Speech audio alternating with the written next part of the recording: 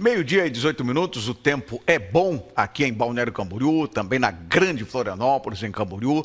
Estamos vivendo a terça-feira, já no final do mês de outubro, e a gente recebe agora aqui na nossa bancada do TVC News o presidente da CPI do Saneamento Básico de Balneário Camboriú, vereador Anderson Santos. Uma boa tarde, vereador, é um prazer te receber aqui. A gente não sabe se chama de vereador ou presidente, né? E você acaba sendo as duas, né? É o presidente da CPI e vereador ainda em mandato e com reeleição. Boa tarde. Boa tarde, Saúl, a todos os telespectadores aí da TV Panorama. É uma honra estar aqui com vocês. Bom, o seu voto acabou sendo fundamental, foi preponderante para a continuidade da CPI. O senhor não assinou o pedido dessa CPI, mas o seu voto foi fundamental para a continuidade da CPI. Eu queria que você falasse sobre o seu voto, tal, e por que o senhor votou justamente naquele momento de uma forma que surpreendeu muitas pessoas. Bom, os trabalhos, começar pela presidência, nós iniciamos desde o início um trabalho democrático, dando condições a todos os 5 vereadores que fazem parte, 5 vereadores membros que fazem parte dessa CPI. O trabalho foi iniciado lá em junho, nós tivemos a necessidade, e com o aval de todos os vereadores, importante que se diga, de prorrogar o prazo, conforme previsto em regimento, que é de 90 dias, prorrogar o prazo da CPI. Prorrogamos também com a anuência de todos os vereadores o prazo para que o vereador relator pudesse fazer o relatório preliminar. Então, os trabalhos foram todos feitos da maneira, cumprindo o regimento, dando condições ao relator de fazer esse trabalho, o relator que teve questões de saúde para poder enfrentar esse trabalho, e a gente teve que dar esse prazo para ele. Concluídos os trabalhos, o relator fez um relatório que, inclusive, destaco ser um relatório muito bem embasado, mas nós, durante esse período, em que inclusive era período de campanha, foi um período muito difícil, porque nós enfrentamos ali uma CPI em que alguns vereadores ainda usavam como politicagem nesse momento, dizendo que, inclusive, que o presidente aqui, como no caso eu, estava embarrigando a CPI. E foi provado ali a necessidade, através do meu voto, o meu posicionamento. E daí a gente entra no meu posicionamento, que apesar de entender que o relatório do relator, relatório esse preliminar, foi muito bem embasado, eu entendi ali na questão, no momento do meu voto, que nós deveríamos continuar, ter as oitivas de alguns membros da EMASA, para que a gente pudesse levar para a comunidade um pouco mais de transparência nesse trabalho.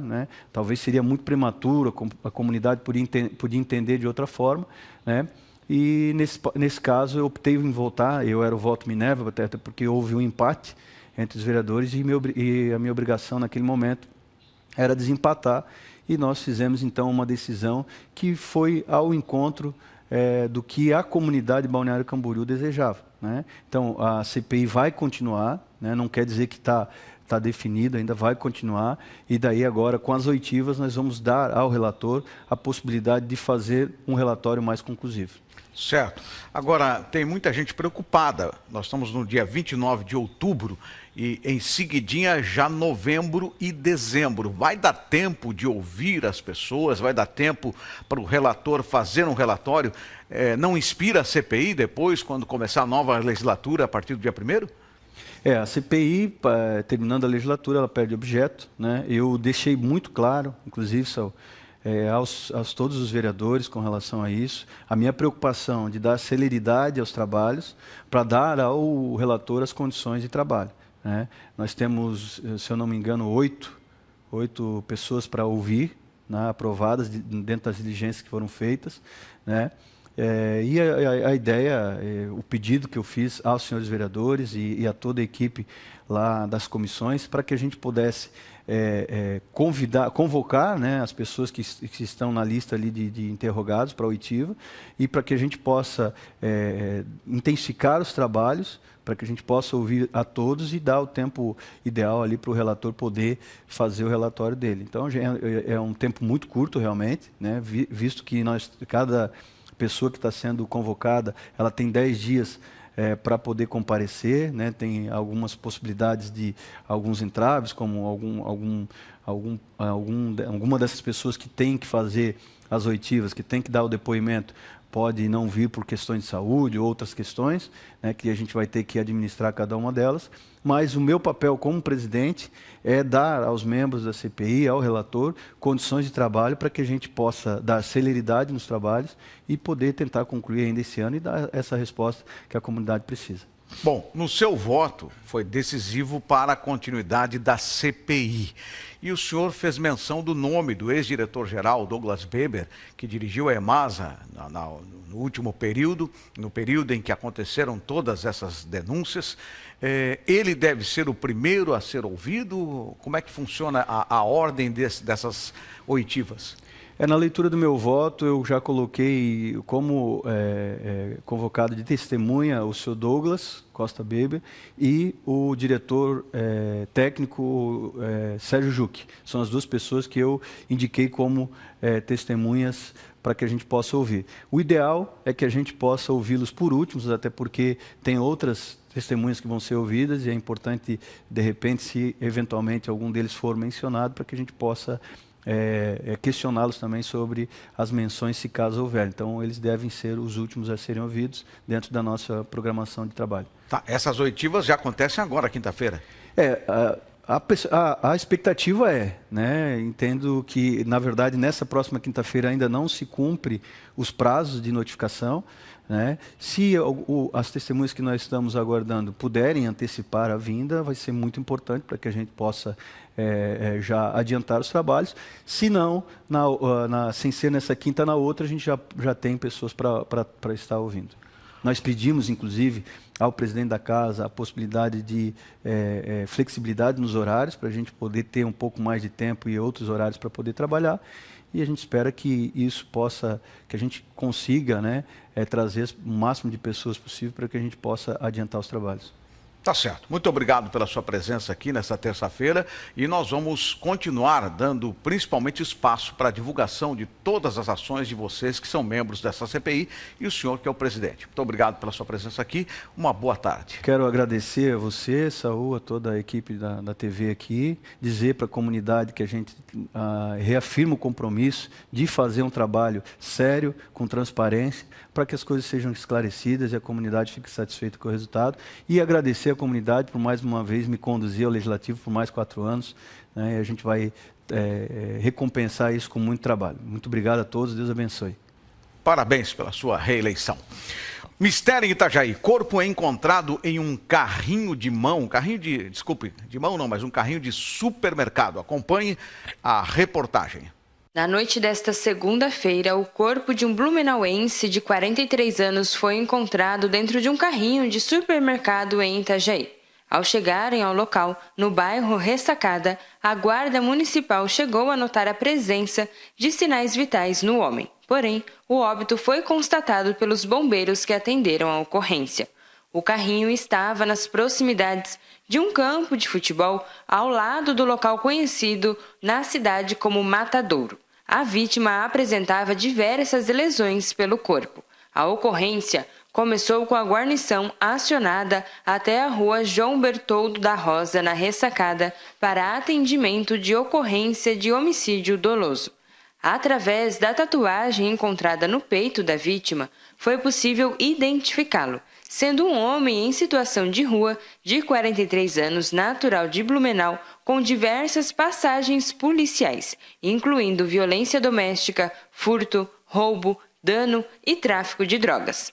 Segundo o boletim de ocorrência, no momento da chegada da guarnição, a vítima já estava ao chão, coberta por uma manta posta pelos bombeiros. Aparentemente, segundo a Polícia Militar, não havia sinais de perfuração por arma de fogo, nem por objetos perfuro-cortante. Muito bem.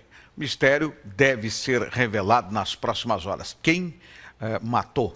Essa é a pergunta que as pessoas estão fazendo lá em Itajaí e nós também estamos fazendo a mesma pergunta. A polícia deve fazer um inquérito e trazer a conclusão para que saibamos quem é o autor desse crime. A repórter Bianca Robles já está aqui conosco, está aqui comigo para falar sobre o governador. O governador teve agora pela manhã na Anfre. Boa tarde, Bianca. Boa tarde, Saul. Boa tarde a todos que estão nos assistindo. Exatamente. Hoje pela manhã, o governador Jorginho Melo assinou em Itajaí, o Promobs, o protocolo de intenções do programa de protocolo, de mobilidade integrada e sustentável da Foz do Rio Itajaí. O ato, marcado para 11 horas da manhã, estava marcado para acontecer na Associação dos Municípios da região do Foz do Itajaí-Açu. O ato, então, da assinatura do Promobs, que prevê, então, um sistema de transporte coletivo regional que vai integrar os 11 municípios da Anfre, um túnel imerso entre Itajaí e Navegantes e um programa de mobilidade ativa em Balneário Camboriú.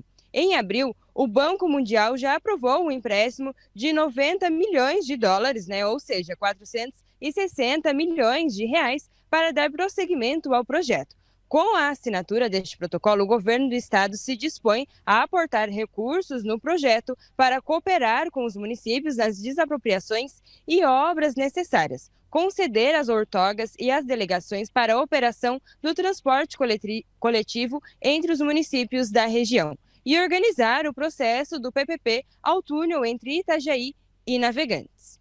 Muito bem, Bianca Robles. Agora à tarde, alguma programação especial na nossa região com o governador? Olha, não foi divulgado nenhuma outra agenda do governador aqui na região. A princípio, ele viria somente para fazer a assinatura realmente do Promobs.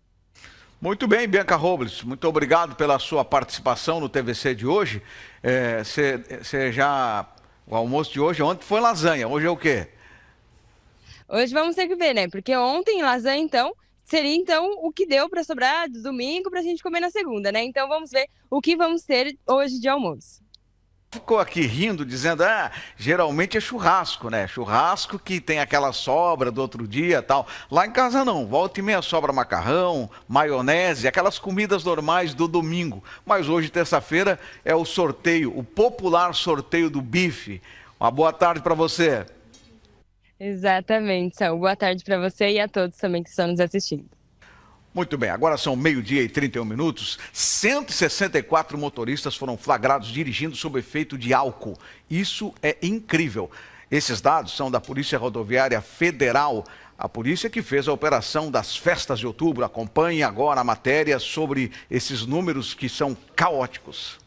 A Operação Festas de Outubro 2024 da Polícia Rodoviária Federal terminou com um total de 164 motoristas flagrados dirigindo sob efeito de álcool na BR-470, na região do Vale do Itajaí, e na BR-101, entre Florianópolis e Joinville.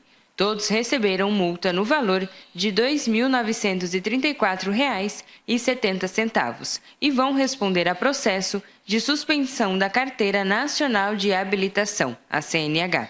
Foram flagrados ainda mais 556 infrações previstas no Código de Trânsito Brasileiro e recolhidos 102 veículos ao pátio por irregularidades diversas. A PRF atuou tanto individualmente quanto em conjunto com outras forças, a Polícia Militar Rodoviária e guardas municipais. Os órgãos criaram um cinturão integrado de segurança ao redor das festas na região do Vale do Itajaí, atuando simultaneamente de forma coordenada para potencializar a fiscalização e reduzir acidentes.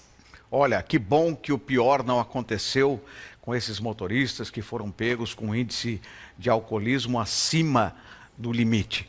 Agora, precisa ter cuidado, Se você não cuida da sua, tem que cuidar da vida dos outros.